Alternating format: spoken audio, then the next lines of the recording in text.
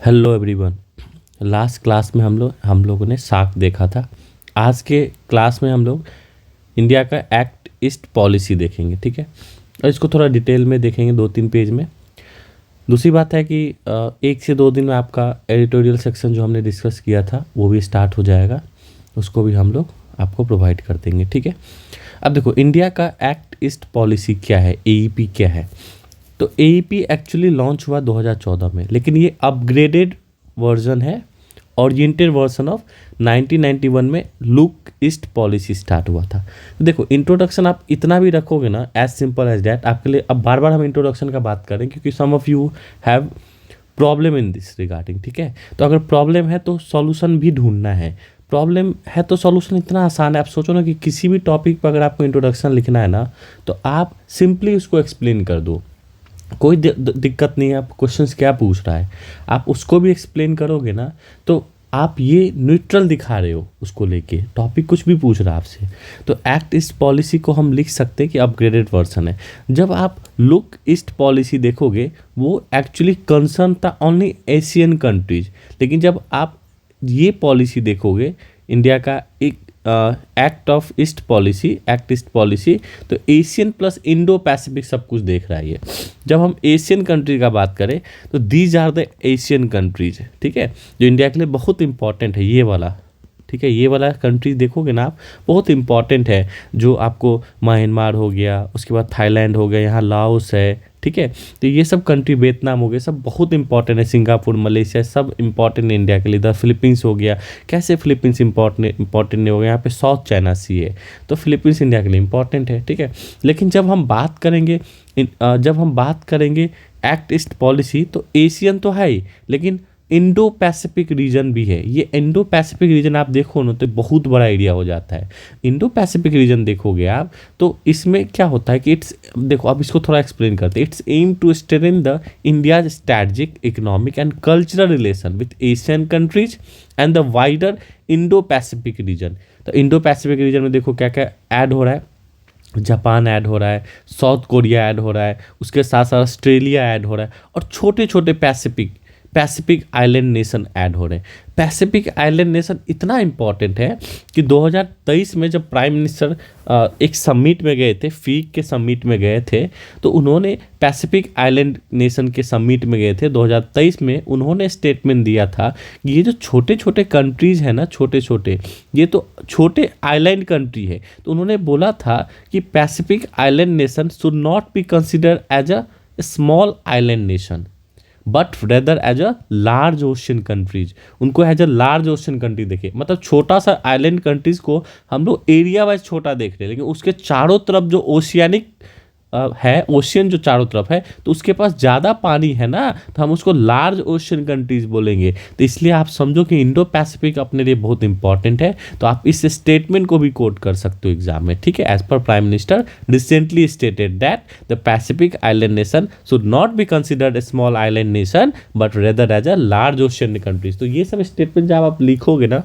तो थोड़ा सा आपका वेट बढ़ेगा नोट जो आप लिखोगे एग्जाम में, ठीक है।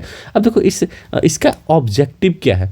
तो counter balance China influence in the region. अब ऑब्वियस सी बात है, चाइना तो काउंटर करना ही पड़ेगा, चाइना का इन्फ्लुएंस यहाँ पे बढ़ रहा है, ठीक है। देखो ना, ये सब एरिया जब है ना, आप देखोगे ना, तो जो फिलीपींस वगैरह को भी दबा के रखा है। पहले 9 डैश लाइन था यहाँ पे साउथ चाइना सी में, अब 10 डैश लाइन बना लिया है चाइना ने, तो इसको भी काउंटर करने के लिए, ठीक है।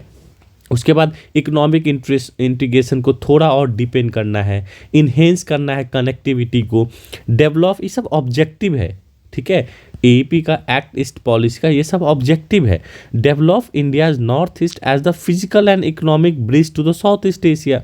अब हमारा जो ये एरिया है, अगर हम बात करें, हमारा जो ये एरिया है, ये एरिया जो हमारा, ये देखो तो कनेक्ट ही है करीब करीब किससे, नॉर्थ ईस्ट हमारा किससे कनेक्टेड है, साउथ ईस्ट एशिया से कनेक्टेड है। देखो ना, म्यांमार यहाँ पे अपना नॉर्थ ईस्ट है, म्यांमार होते हुए सब कुछ कनेक्टेड है ऑलमोस्ट, ठीक है। तब जब कनेक्टेड, अगर हमको इस चीज़ को ग्रोथ करना है, तो ऑब्वियस सी बात है, अगर ग्रोथ करना है तो हमको थोड़ा तो ध्यान देना पड़ेगा, ठीक है। तो थोड़ा ध्यान हमको देना पड़ेगा, तो इसलिए हमको कनेक्ट करना है। इसका ऑब्जेक्टिव है कि हमें ध्यान देना है अपने एईपी के पॉलिसी पे, ठीक है, इंश्योर रीजनल सिक्योरिटी, ठीक है, ये ऑब्जेक्टिव है। अब की पिलर्स क्या है एक्ट ईस्ट पॉलिसी का, तो की पिलर्स लिख लो या सिग्निफिकेंस लिख लो, तो इसको आप सिग्निफिकेंस के तौर पे भी यूज़ कर सकते हो। तो पहला इकोनॉमिक है, तो ट्रेड विथ एशियन, एशियन का इसलिए बात करें कि एशियन प्लस पैसिफिक भी है। तो Asian account for 10 to 11% for India's global trade. India का जो टोटल वर्ल्ड का ट्रेड होता है उससे 10 से 11% हम लोग एशियन कंट्रीज के साथ करते हैं, और these are the ASEAN countries, ठीक है, एशियन मेंबर कंट्री, ये भी एक संगठन है, तो ये आपको ध्यान पे रखना है। इंडिया का एशियन के साथ या आसियान बोलो फ्री ट्रेड एग्रीमेंट भी है, ठीक है, ताकि ट्रेड बिटवीन जो इंडिया एंड एशियन का मेंबर स्टेट्स के साथ होता रहे। तो आप बिटवीन एग्जाम में ऐसे नहीं लिखोगे, ठीक है। अब देखो, sharing digital public infrastructure DPI by India with ASEAN countries like UPI ने इंडिया शेयर किया। इंडिया का यूपीआई बहुत बड़ा अचीवमेंट है, तो जैसे एंड डिजी लॉकर। अब जैसे प्रोजेक्ट नेक्सस देखोगे, एक initiative led by the bank of international settlement BIS के साथ ये एक प्रोजेक्ट है, जिस प्रोजेक्ट में इंटरलिंक किया गया fast payment system across India, Malaysia, Philippines, Singapore and Thailand by 2026 तक। तो एक फास्ट लिंकेज किया जा रहा है, पेमेंट्स बैरियर ना हो, ठीक है, to completely remove the barriers of payment, ठीक है। तो उसके लिए ये चीज़ कहीं ना कहीं स्टार्ट किया गया। इंडिया रिसेंटली यूपीआई इंडिया का लिंक है सिंगापुर के पे-नौ के साथ। तो ये सब क्या है, सॉफ्ट पावर, ये सब है सॉफ्ट पावर डिप्लोमेसी, ये सब इंडिया का सॉफ्ट पावर है। तो इसको आपको लिखना है, क्योंकि हमारे लिए एशियन बहुत इंपॉर्टेंट है। क्यों इंपॉर्टेंट है, तो हमने बोला है कि 10 से 11% हम लोग इसके साथ ग्लोबल ट्रेड करें। अब हमारा यूएस के साथ समस्या हो रहा है, प्रॉब्लम चल रहा है अभी, तो हम अपना शिफ्ट तो करेंगे ना चीज़ें, ठीक है। तो हमारे लिए मार्केट है, छोटे छोटे पैसिफिक कंट्रीज इंडिया की तरफ देखते रहते कि इंडिया उनके लिए अच्छा करे। हमेशा पैसिफिक जितने भी इंडो पैसिफिक आइलैंड कंट्रीज हैं ना, छोटे छोटे कंट्री, ये सब इंडिया के लिए तैयार रहते हैं। पपुआ न्यू गिनिया, ये सब आप समझ लो, ये सब आप देखोगे ना तो हमेशा इंडिया के लिए, इंडिया की तरफ सॉफ्ट कॉर्नर रखते हैं। तो ये आपको पता होना चाहिए, ठीक है। अब देखो सिक्योरिटी एंड डिफेंस देखोगे तो क्वाड आपको पता है, क्वाडलेटरल सिक्योरिटी डायलॉग, जिसमें इंडिया है, ऑस्ट्रेलिया है, जापान है एंड यूएस है, ठीक है। India partnership with the Japan, Australia, US an example of growing India role in Indo Pacific. तो ये एक्सरसाइज इंडो पैसिफिक में ही होता है, ठीक है। तो इंडिया अपना क्या कर रहा है, एक रोल बढ़ा रहा है इस सेक्टर में। किस सेक्टर में, इंडो पैसिफिक में। तो ये भी आपको जानने की जरूरत है, ठीक है। फिर देखो कुछ एक्सरसाइज है, सिम्बेक्स सिंगापुर के साथ नेवल एक्सरसाइज है। एशियन का अभी रिसेंटली इंडिया मैरीटाइम एक्सरसाइज हुआ है, तो ये भी आप लिख सकते हो। इंडियन और एशियन कंट्री के बीच में एक्सरसाइज हुआ है। गरुड़ा शक्ति देखोगे तो इंडोनेशिया के साथ हो रहा। तो ये अगर हम लोग सिक्योरिटी डायलॉग कर रहे हैं, एक्सरसाइज कर रहे हैं, तो कहीं ना कहीं हमारे बीच में, इनके बीच में एक स्ट्रेंथ क्रिएट किया जा रहा है, ठीक है, हम कर रहे हैं। अब 12th ADMM प्लस देखोगे तो एशियन डिफेंस मिनिस्ट्री मीटिंग देखोगे तो राजनाथ सिंह ने बोला है कि जो ADMM प्लस जो है ना, जो हम एशियन के डिफेंस मिनिस्टर मिलकर मीटिंग करते हैं, क्योंकि राजनाथ सिंह भी डिफेंस मिनिस्टर है, तो ये इंडिया का integral to India's Act east policy है। मतलब ये जो संगठन है एशियन का डिफेंस मिनिस्ट्री वाला संगठन, इंडिया का इंटीग्रल पार्ट है इंडियाज़ के एक्ट ईस्ट पॉलिसी का। तो ये सब स्टेटमेंट्स आप जब कोट करोगे ना तो आपके लिए इंपॉर्टेंट हो जाता है एग्जाम में करना, करोगे तभी अच्छे मार्क्स मिलेंगे, क्योंकि ये सब स्टेटमेंट थोड़ा सा आपका अलग रहेगा एग्जाम में दूसरे बच्चों से। कोई भी ऐसे इस तरह के स्टेटमेंट नहीं लिखता है कि राजनाथ सिंह ने बोला, सब अपने मन से लिख के आ जाता है, इसलिए फिर मार्क्स नहीं मिलता है। जब आप ये सब स्टेटमेंट प्राइम मिनिस्टर का कोट करोगे, कैसे मार्क्स कट करेगा, वो नहीं करेगा, ठीक है। तो इसको थोड़ा हाईलाइट करके भी आपको लिखना है, ऐसा जगह पर प्लेस करना है कि आप लिख के तो आ गए लेकिन पढ़ने वाला पढ़ा ही नहीं। तो इन सब चीज़ों को ऐसा जगह लिखो कि पढ़ने वाला का सबसे पहले इस पर नज़र जाए, तो उसका जो आपके नोटबुक के चेक करने का जो नज़रिया है वो बदल जाए, ठीक है। तो ये भी ध्यान पे रखना है। मिलन एक लार्जेस्ट इंडिया का मल्टीलेटरल नेवल एक्सरसाइज है, ये भी लिख सकते हो। कोऑर्डिनेटेड पेट्रोल्स कॉर्पेट्स आप लिख सकते हो, जो इंडोनेशिया, थाईलैंड और म्यांमार के साथ करता है India to secure share water and curb illegal fishing and smuggling terrorism. तो इसके लिए भी आप लिख सकते हो, ठीक है। इंडिया वियतनाम का मिलिट्री लॉजिस्टिक पैक्ट हुआ है साइन, तो इसको मेंशन कर सकते हो। फिलीपींस इंडिया फिलीपींस को ब्रह्मोस दे रहा, सप्लाई कर रहा है। First export destination of sword base anti ship missile from India. तो ब्रह्मोस के बारे में आप दे सकते हो कि इंडिया ब्रह्मोस सप्लाई कर रहा है फिलीपींस को। तो इंडिया जो मेजर कहीं ना कहीं इम्पोर्टर था मिसाइल्स का, इन सब चीज़ों का। अब इंडिया एक्सपोर्ट कर रहा है इन सब कंट्रीज़ में, तो इंडिया ऑब्वियस सी बात है, तो इंडिया के लिए अचीवमेंट है। कनेक्टिविटी देखोगे तो इंफ्रास्ट्रक्चर प्रोजेक्ट हो गया to that enhance the physical connectivity such as road, railway, ports, crucial, ये इंपॉर्टेंट है कनेक्टिविटी। तो सबसे पहला India, Myanmar, Thailand trilateral highway. भले ये काम कितना चल रहा है वो डजेंट मैटर, लेकिन आपको लिखना जरूर है strengthening the road connectivity in India and south East Asia. अगर कनेक्टिविटी में 1-2 पॉइंट और आपको मिले तो आप भी लिख सकते हो। हमने आपको 3 पॉइंट दिया, जैसे Kaladan multi modal transit transport project, जैसे जिसमें लिंक किया जा रहा है इंडिया का eastern sea ports with Myanmar का सितवे पोर्ट। ये बिल्कुल न्यूज में था, आप लोगों को पता भी होगा। सितवे पोर्ट को कनेक्ट किया जा रहा है ताकि कार्गो का मूवमेंट स्मूथली हो सके। अगरतला अखुरा रेल लिंक देखोगे तो boosting cross border connectivity between India का नॉर्थ ईस्ट एंड बांग्लादेश, तो इसके बीच में अगरतला के थ्रू कनेक्ट किया जा रहा है। तो ये 3 आप लिख सकते हो, ठीक है।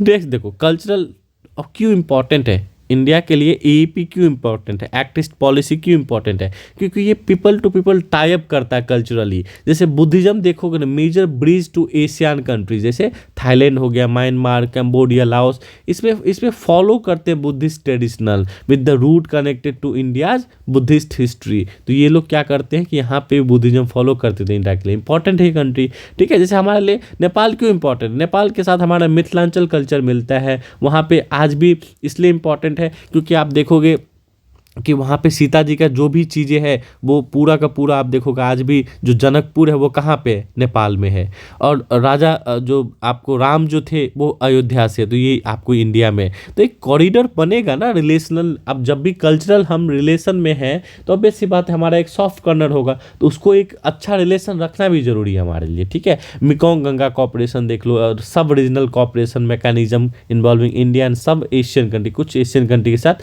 That includes cultural, tourism and education. तो ये आप एमजीसी के बारे में भी आप लिख सकते हो, ठीक है। Establishment of forum India Pacific island cooperation, FIPIC, जो फिफिक है ना, इसी में मोदी जी ने स्टेटमेंट दिया था और ये 2014 में बना था, ठीक है, जब बीजेपी गवर्नमेंट में आई थी। दैट इसके थ्रू इंडिया ने वैक्सीन मैत्री को बढ़ावा दिया, ठीक है, प्रोवाइड वैक्सीन टू द, जैसे इस सब पापुआ न्यू गिनिया वगैरह कंट्री को वैक्सीन सप्लाई किया। तो ये फिफिक जो है ना कहीं इंपॉर्टेंट है क्योंकि ऐसा इंडो पैसिफिक आइलैंड कॉपरेशन बना है जिसमें छोटे छोटे आइलैंड कंट्रीज़ को, जो इंडो पैसिफिक आइलैंड कंट्रीज़ है उसको इंडिया हेल्प कर रहा है। जैसे वैक्सीन मैत्री इनिशिएटिव के थ्रू वैक्सीन पहुँचाया, एग्जाम्पल में हमने इस कंट्री के बारे में लिखा है। नेक्स्ट हम देखें तो project Mausam, initiative by India's minister of culture to revive the maritime cultural routes, reconnected India with Indian Ocean and South Asian countries culturally. तो कल्चरली कनेक्ट करने के लिए हमने प्रोजेक्ट मौसम लाया ताकि हम इंडिया को रिकनेक्ट कर सके मैरीटाइम कल्चरल रूट के थ्रू, जैसे इंडियन ओशन कंट्रीज़ के साथ और साउथ एशियन कंट्रीज़ के साथ। तो आप ये सब लिखोगे, इंडिया का इनिशिएटिव है, तो ठीक है। अब क्या हो सकता है conclusion, India act east policy is a both continuation and a significant upgrade of its look east strategy. Same चीज़ को हमने रिपीट कर दिया कि उसी का ये कंटिन्यूएशन है। By combining economic, culture and security and connectivity dimension, हमने वही चीज़ें लिखा जो हमने ऊपर एक्सप्लेन किया। कल्चरली हमने एक्सप्लेन किया, सिक्योरिटी एक्सप्लेन किया, इकोनॉमिक एक्सप्लेन किया एंड कनेक्टिविटी डायमेंशन एक्सप्लेन किया, तो उसी को हमने यहाँ पे लिखा। The policy helps India assert itself in the Indo Pacific, strengthen the ties with the Asian and develop it's north east region. तो हमने वही सब चीज़ें लिखा जो हम पूरा का पूरा एक्सप्लेन किए। कंक्लूजन वही होना चाहिए जो आप ऊपर एक्सप्लेन किए। तो हमने यही लिखा ना कि इंडो पैसिफिक में हमें स्ट्रेंथ करना है, एशियन के साथ हमें अच्छा रिलेशन रखना है, एशियन और इंडो पैसिफिक मिलके ही तो एईपी है, एक्ट ईस्ट पॉलिसी, और इससे हम क्या कर रहे हैं, हम अपने नॉर्थ ईस्ट रीजन को डेवलप कर रहे हैं, ठीक है। तो यही आपको लिखना है, ठीक है। नेक्स्ट आपका बिम्स्टेक स्टार्ट होगा, ठीक है, वो भी आपको मिल जाएगा। आई होप कि इतना आपको समझ में आया होगा। इसको बिल्कुल सुनिए, और कोई पॉइंट इसमें लगता है कि आपको नहीं समझ में आया, गूगल कीजिए, अपने पॉइंट 1-2 पॉइंट एक्स्ट्रा लिखिए, वही आपको यूनिकनेस देगा आपके आंसर राइटिंग में, ठीक है। Thank you everyone.